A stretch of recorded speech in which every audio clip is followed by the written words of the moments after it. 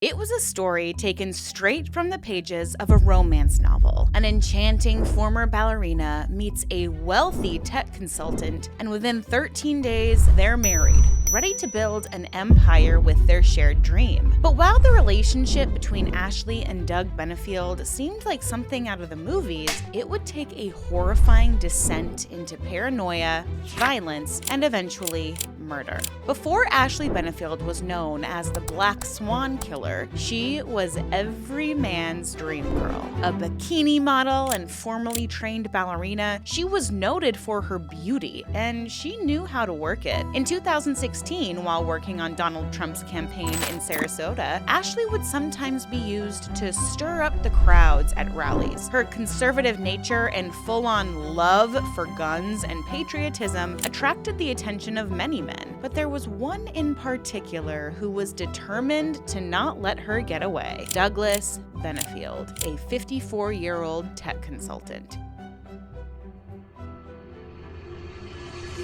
The pair met in August 2016 at a political dinner and bonded over their love of guns. On the night they met, 24-year-old Ashley was actually carrying several weapons with her, and Doug was smitten. The pair began texting, with Ashley sending the most scintillating pictures she could imagine. It wasn't long before the words "I love you" were said by both of them. And after 13 days, they were married. The goal was to fulfill their dream for both of them. Doug would get the ultimate prize, while Ashley would gain a husband and a business partner who would help her start her dream company, a ballet school where the most unconventional dancers could attend. Together, they would change the face of the dance world. Their union was to be like the great stories seen on the stage. To Doug, Ashley was the epitome of grace, kindness, and wholesome values.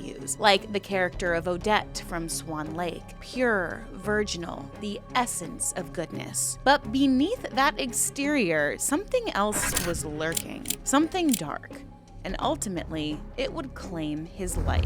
Ashley began ballet training at a young age. Her talent was undeniable, and it seemed like she was destined for greatness. By her 20s, Ashley transitioned from performing to working as a bikini model and event promoter. From twirls on stage to flaunting bikinis for fashion shows, she was versatile and ambitious. But ballet was still her heart and soul. She had an audacious dream: to start her own ballet company. Ashley envisioned a world where dancers could thrive without the harsh treatment often associated with traditional ballet companies. Sounds noble, right? Well, noble dreams don't always lead to noble actions. Enter Doug Benefield, a man nearly 3 decades her senior. And Doug wasn't your average Joe. An entrepreneur with a love for politics, God, and guns, Doug was polished, confident, and, oh yeah, recently widowed. The pair got married in a ceremony so intimate that not even Doug's 15-year-old daughter, Eva, was invited. It would have been difficult for Eva, seeing as just 9 months earlier her mother had passed away from a sudden heart condition. Doug also likely knew that his friends and family would have tried to talk him out of it, and there was no way he was taking that chance. Okay, so fast forward. The newlyweds moved to Florida, and at first it looks like Ashley is living her dream life, but things were far from picture perfect. Ashley's ambition to create her own ballet company wasn't just a passing idea, it was her life's mission. She envisioned a company that would provide a healthier, more supportive environment for dancers. On the surface, it seemed like a worthwhile and maybe even easy cause, but the project put immense pressure on her marriage. Doug, ever the supportive husband, funded Ashley's dream. He reportedly sank hundreds of thousands of dollars into her fledgling company, even though the business struggled to get off the ground. Some sources suggest that Doug became frustrated with the financial strain, while others claim he continued to support Ashley despite those mounting challenges. For Ashley, the ballet company wasn't just a professional endeavor, it was tied to her sense of identity. As setbacks piled up, her frustrations grew, and those frustrations seemed to spill over over into her personal life. According to Doug's family, Ashley had an intense and sometimes unpredictable side. She allegedly clashed with Eva often, and her ambitions to start her ballet company began to take over their lives. Despite Doug's willingness to fund her dream, cracks in their marriage started to show. It didn't take weeks for this to happen either, but rather days. When Ashley moved in with Eva and Doug, things were fraught with tension, becoming worse when Eva's friend Sydney moved in with them. Doug and Ashley began fighting, allegedly because Ashley wanted total attention from him. She wanted all of his attention to just be focused on her. And these fights escalated, and at one point, it became so charged that Doug fired his gun at the ceiling. Yet, despite this incident, just days later, the pair would hold a formal wedding reception for friends and family. As their relationship unraveled, Ashley began accusing Doug of being abusive. She claimed he was controlling and emotionally volatile, painting herself as a victim trapped in a dangerous situation. Doug, however, denied these allegations and described Ashley as manipulative and prone to fits of rage. His friends and family backed him up, asserting that Ashley had a history of using her charm and her beauty to get whatever she wanted. It's worth noting that there were no police reports, no medical records, or other evidence to substantiate Ashley's claims of abuse. And this doesn't necessarily mean her allegations were untrue, but the lack of documentation made it harder to determine the truth. Doug's family also pointed to Ashley's behavior during their marriage, describing her as controlling and quick to anger. They claim that she often tried to isolate Doug from his loved ones and that her accusations of abuse were part of a larger pattern of manipulation. And it gets even more intense.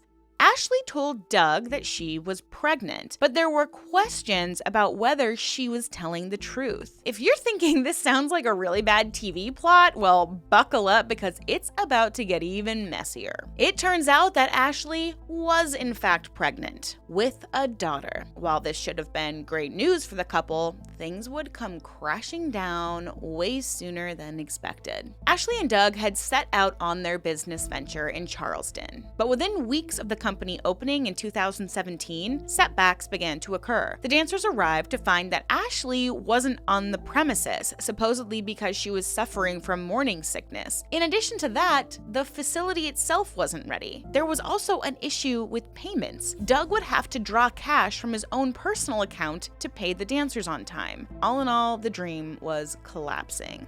So in August of that year, Ashley left Doug in Charleston to go stay with her mother in Florida. At first, she claimed it was just for the duration of the pregnancy because it had become difficult. But just a month later, Ashley and her mother drove to the Charleston house she shared with Doug. There, they packed up all of Ashley's belongings, and all Ashley left behind was a note announcing that the marriage was over, calling him controlling and possessive, and labeling his behavior as unsafe. She also told him that if he attempted to harass her, she would call the cops. But Doug wasn't ready to give up just yet. He texted and called and sent her gifts. Ashley made good on her claims. She decided to go to the police. She told them that Doug was a violent man and that he was a danger to his child. And eventually, Child Protective Services were forced to look into whether or not he was fit to raise Eva. Eva was questioned over and over about whether her father was a dangerous man, and of course, she told them that he would never hurt her. And after concluding this investigation, CPS ruled that Doug was not a danger to Eva or anyone else. In mid-October, it was announced that Ashley was stepping down from the ballet company. But here's the thing. When this was announced, Ashley didn't even know. She had been pushed out for failing to be an adequate leader. She released a statement on the company website saying how disappointed she was in the way leadership had run things and that she had been ousted from the company. 40 dancers had been brought in since the company's inception, and once Ashley left and new leadership stepped in, 23 of those dancers were fired and made to sign NDAs. The dream was officially dead. and Doug was out almost $100,000. Ashley was upset and resentful about what had happened, and so a plan, or perhaps a delusion, began to build. She became interested in what happened to Doug's first wife, Renee. Now, the coroner had ruled Renee's untimely death as heart failure from a congested artery, and there was no foul play suspected at all. But Ashley became convinced that Doug had poisoned Renee and began saying as much to the people around her. But that wasn't all. Ashley also began to claim that she believed Doug had been poisoning her too. She said that her pregnancy symptoms were far too severe to be normal, and according to her, she had the evidence. In November of 2017, Doug had sent Ashley a gift. It was a tea set, complete with a special tea for pregnancy. Ashley claimed that when she opened the gift, the tea had a chemical smell and gave her a headache. She took it to the police, claiming it was hazardous material. And naturally, the police had to investigate this, but all tests concluded that it was just normal tea. Ashley remained unconvinced and sent samples of her hair to a lab. She reported that when the results came back, they conclusively showed traces of aluminum in her hair. By this point, in March 2018, Ashley was close to her due date. When Doug began to question how the birth would proceed, especially with all of the allegations Ashley was throwing around, she went to Tampa General Hospital 3 weeks before the birth was supposed to take place. There, she told the doctors that she was a victim of abuse, that the unborn child had been exposed to heavy metals, and that she was afraid for her life. As is customary in domestic violence cases, the hospital assigned her a different name to protect her identity and protect her from Doug finding her. They also performed a C-section, and Doug was not listed as the father on the birth certificate. Nobody was. In fact, Doug only found out that his daughter had been born a month after it happened. And Ashley began to ramp up the accusations. She and her mother would tell anyone around them about the suspicions that they had, that Doug was trying to kill Ashley, and the theory that he had poisoned Renee. Ashley even attempted to question Eva, asking her if she believed her father had poisoned her mother. And even though an investigation had taken place after Renee's death, no evidence of a crime was found. Ashley continued to accuse him. It appeared that she truly did believe she was in danger, to the point that she even took her daughter to a hyperbaric chamber so the pair could detox from these supposed heavy metals that Doug had allegedly poisoned her with. In addition to this, Ashley was doing everything she could to prevent Doug from seeing his infant daughter. In the summer of 2018, Doug took the matter to a Florida courtroom after Ashley filed an injunction to keep him away from their child. There, Ashley was forced to present all of her theories and supposed evidence that Doug was trying to kill her. After 2 days of testimony, a judge ruled that there was no credible evidence that Ashley was ever poisoned, and Ashley was forced to allow Doug to see their daughter Emerson. It was at this point that Ashley's behavior completely changed. She became accommodating, meeting Doug outside the sheriff's office to hand over the baby and suggesting that the three of them spend time as a family together. Of course, Doug said yes. She had rekindled this hope that together they could live out their fairy tale dream. So for the next year, Ashley and Doug began spending time together, and it seemed like they were happy. That is, until August of 2019. Ashley and Doug were still living apart by this point, but they were regularly seeing each other. Then, that August, Doug noticed a ring on Ashley's finger, and to him, it looked suspiciously like an engagement ring. He had Ashley followed by a private investigator who confirmed that she was seeing another man.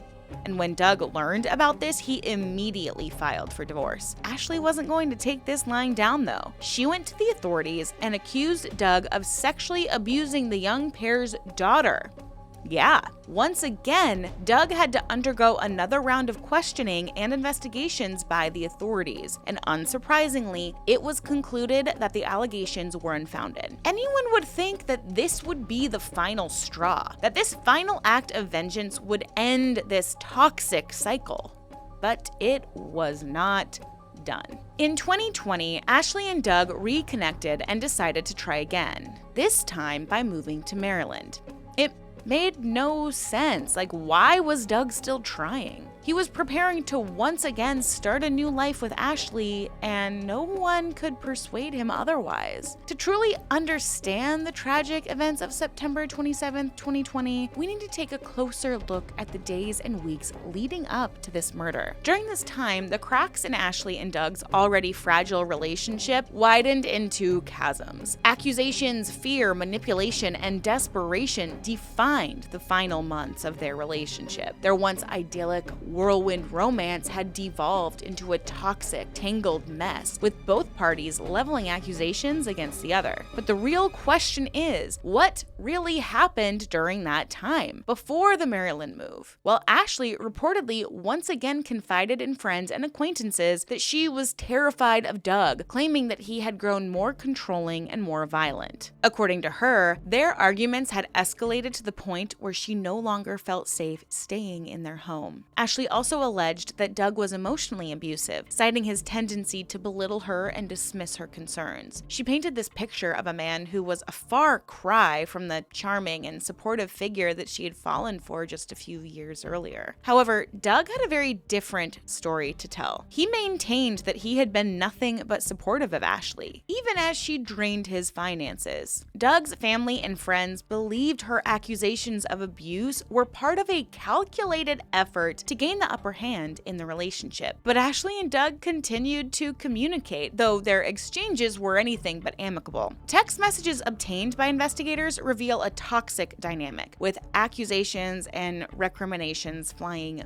back and forth. Ashley's messages often centered on her claims of abuse, with her asserting that Doug had threatened her and that she feared for her life. She used these messages to justify her decision to leave, framing herself as a victim trying to escape a dangerous situation. And Doug's responses were a mixture of anger and desperation. He repeatedly denied Ashley's accusations and begged her to come back, insisting that they could work things out. At times, his messages took on a pleading tone, as though he couldn't quite believe the situation had spiraled so far out of control. One particularly chilling exchange occurred just days before the murder. In a message to a friend, Ashley wrote that she believed Doug was capable of anything, and that she needed to be vigilant. Doug, meanwhile, confided in a friend that he was worried Ashley might do something drastic, though he didn't ever specify what he really meant. These messages paint a picture of two people who were deeply mistrustful of each other and increasingly desperate to regain control of their lives. So let's get a little bit deeper into these text messages, which revealed several clues that something explosive was about to happen. In one message, Ashley wrote something to the effect of, quote, "You always make yourself out to be the victim, but you're the one who's been manipulating me this whole time. I won't let you control me anymore," unquote. She also made vague statements suggesting that she feared for her safety. Another message read, quote, "I'm tired of living in fear. I need to protect myself and my daughter.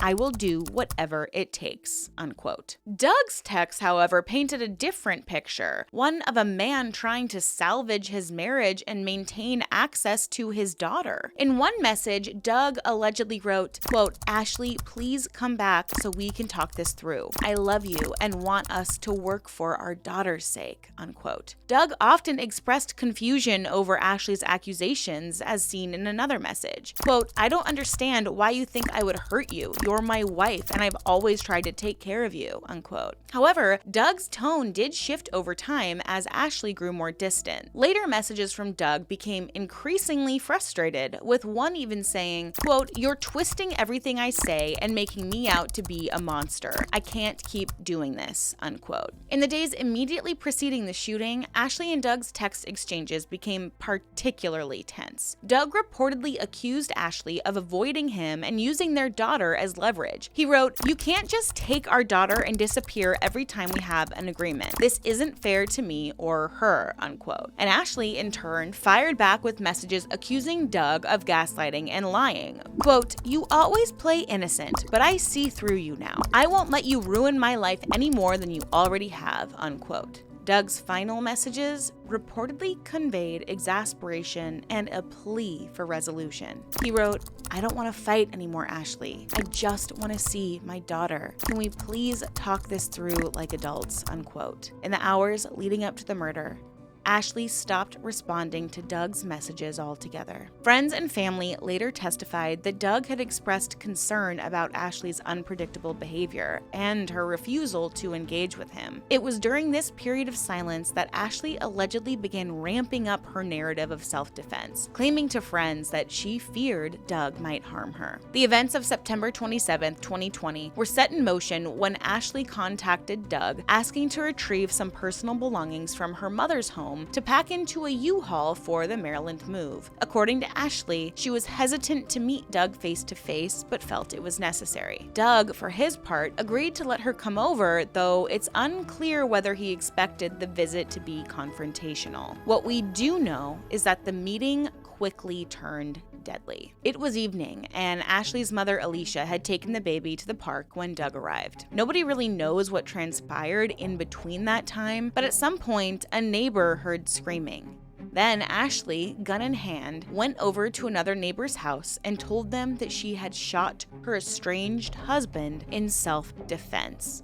When police arrived at Doug's home, they found him lying on the floor with 2 gunshot wounds, one to his leg and one to his chest. Ashley was still at the scene, visibly shaken but otherwise unharmed. She claimed that Doug had attacked her and that she had acted in self-defense. However, the evidence at the scene didn't support Ashley's version of events. Investigators noted that there were no signs of a struggle and Doug was found unarmed. The positioning of his body also suggested that he hadn't been lunging at Ashley as she had claimed, but rather he had been turning to run away from her. And Ashley's demeanor raised additional questions. While she appeared distressed, some officers noted that she didn't seem genuinely distraught. Her calm, almost detached manner led some to believe that the shooting had been premeditated rather than a spontaneous act of self-defense. Doug lived for about an hour after he was shot, before he passed away. Eva Benefield learned about her father's death through her uncle. On the morning after the shooting, she didn't receive the usual Bible verse her father texted her. It was a ritual for them, and she knew that something terrible had to have happened for him to not send it. Before her uncle even said the words, Eva knew that Ashley had done something. After the murder, Ashley refused to speak to detectives, but allowed her mother to talk to them. Alicia spun this story that she and Ashley were the victims of relentless and prolonged abuse and were in the middle of enacting an escape plan to finally leave Doug in the past. The problem with this story is that on the night of the incident, Doug was unarmed. And this raised a lot of suspicions. So in November of 2020, Ashley was charged with second-degree murder and pleaded not guilty. The question on everyone's lips was Ashley trying to get Doug out of her life for good? Why was she scared of him? Were all the abuse allegations true? The trial of Ashley Benefield began in late 2020, captivating the nation. Branded by the media as the Black Swan killer, the case was equal parts tragedy, intrigue, and performance. At the center was the enigmatic figure of Ashley herself, a woman once celebrated for her beauty and her grace, now accused of one of the most heinous crimes imaginable. The prosecution painted Ashley as a cold, calculating woman who exploited her charm and intellect to manipulate those around her. The defense, meanwhile, argued that Ashley was a victim of long-term abuse, who had acted in self-defense to protect her life. It was a trial that blurred the lines between truth and perception, with Ashley's demeanor and accusations under constant scrutiny. Before the trial even began, selecting an impartial jury became a challenge. The case had been extensively covered in the media, and Ashley's glamorous past and her relationship with Doug had been dissected by pundits and internet sleuths alike. Many potential jurors admitted to having preconceived notions about her guilt or even her innocence. The defense team focused on selecting jurors who might be sympathetic to Ashley's claims of abuse, while the prosecution sought those who could see through what they called her performance. Ultimately, a jury of 8 women and 4 men was seated, tasked with determining whether Ashley Benefield was a victim or a villain. Outside the courtroom, a small collection of supporters gathered, all holding signs saying, "We stand with Ashley." The youngest member of the group was Ashley's own daughter, 6-year-old Emerson. Reporters interviewed the little girl, who was quoted as saying that she, quote, felt like she was standing up for the right thing, unquote. Now, what had Emerson been told? Did she realize she was standing there to justify the murder of her own father by her mother? It was a bizarre situation. But then again, the entire saga has been bizarre up until this point. From the outset, the prosecution sought to dismantle Ashley's claims of self-defense. They argued that Ashley's accusations of abuse were fabricated, designed to justify her actions and elicit sympathy. Prosecutors pointed to several key pieces of evidence that they said undermined Ashley's story. Doug's body position. His body was found lying flat on the ground with no weapon in his possession. Prosecutors argued that this contradicted Ashley's claim that he had lunged at her in a threatening manner. The positioning suggested Doug had been seated or standing when he was shot, not attacking her. And the second shot that entered his arm and chest cavity had come from the side, indicating that he was turning to flee the scene. Forensics ballistics experts testified that the trajectory of the bullets indicated Ashley had fired from a distance rather than during a close quarters struggle. This further undermined her claim of self-defense. The prosecution also introduced a series of text messages exchanged between Ashley and Doug in the weeks leading up to the shooting. They highlighted Ashley's increasingly erratic tone and Doug's apparent confusion about her accusations. Prosecutors argued that these messages showed Ashley was attempting to create a paper trail to support her claims of abuse. And then there were the witness testimonies. Friends and acquaintances of Doug testified that he had expressed concerns about Ashley's mental state and her alleged manipulative tendencies. Several described her as a charming but volatile woman. A woman who could turn on a dime. Prosecution framed Ashley as a woman who had grown resentful of Doug, particularly after their relationship began to unravel. They argued that her bitterness combined with her financial dependence on Doug had led her to view him as an obstacle to her freedom. Quote, she didn't kill him because she was afraid, unquote. The prosecutor declared in their opening statement. She killed him because she wanted to be free and she wanted to control the narrative. Ashley's defense team took a radically different approach, portraying her as a battered woman who had been driven to the brink by years of emotional and psychological abuse. They sought to humanize her, presenting her as a victim rather than a perpetrator. And I'll even admit that when I first heard about this case, I wasn't convinced that Ashley was lying. I was really on the edge. I really thought that maybe she was a battered woman, because I always feel inclined to believe women first, and I think that adds a level of heartbreak to this situation. Now, her defense team focused heavily on Ashley's allegations that Doug had been controlling and abusive throughout their relationship. They called several witnesses who testified about instances where Ashley appeared frightened or withdrawn, behaviors they said were consistent with someone in an abusive relationship. An interesting piece of evidence was also submitted to the court. A text message that Ashley had found on Doug's old phone from Renee, his deceased wife. In the message, Renee described an incident that took place on their honeymoon in which he allegedly kicked her and held a gun to her head. It alluded to some violence between the pair and that she was afraid. And of course, this backed up Ashley's claims. Reportedly, Doug had spoken about the text with his lawyer months before the murder, and while he confirmed that something had happened during the honeymoon with Renee, it wasn't to the extent that she had described it in that message. But is that true? The turning point of the trial came when Ashley herself took the stand. Her testimony was both riveting and polarizing. Dressed in modest clothing and speaking in a soft, trembling voice, Ashley recounted her version of events. She described Doug as a man who could be charming in public but cruel behind closed doors. She spoke about his alleged verbal tirades, his attempts to control her every move, and the fear she felt in the weeks leading up to the shooting. "I was terrified," Ashley said, with tears streaming down her face. "I thought he was going to kill me that night." Ashley claimed that when Doug came over, he was furious. She said she she was trying to get him to leave and that he began to scream at her. Ashley then claimed that he hit her on the side of the head and she ran to the bedroom where the gun was kept. Doug allegedly stood in the doorway and advanced. She told him to stop, but when he lunged at her, she fired. While some observers found her testimony compelling, others described it as overly rehearsed. The prosecution later accused her of using her acting skills to try to manipulate the jury. The defense also called an expert witness to testify about battered women's syndrome,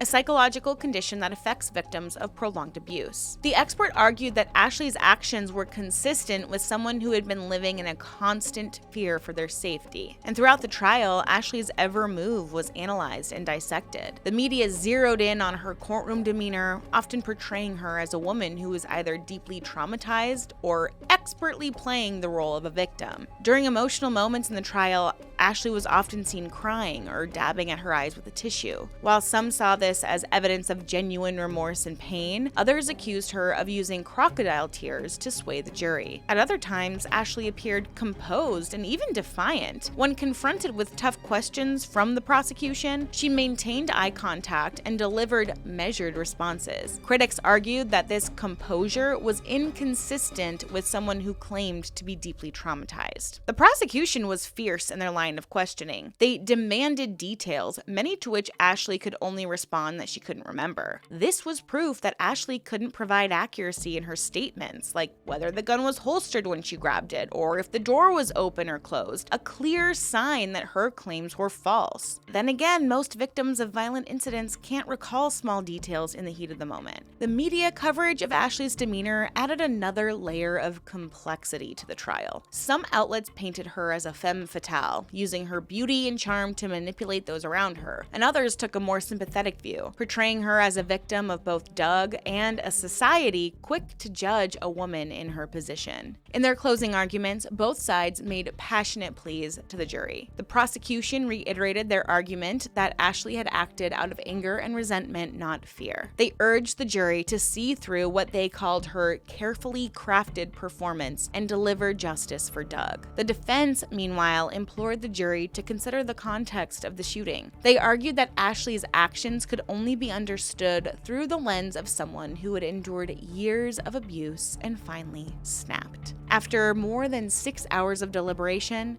the jury returned with their verdict.